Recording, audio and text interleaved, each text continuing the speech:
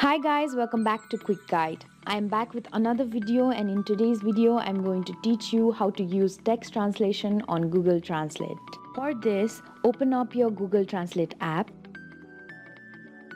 On the left hand side, you'll have to select the language you want to translate from.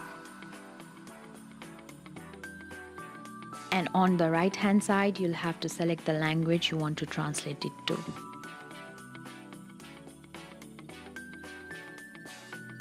Now enter the text you want to translate. And when you're done, tap Go. You also can listen to the translation by tapping on the sound icon in front of the language you have chosen. Hi, how are you? مرحبا, كيف حالك?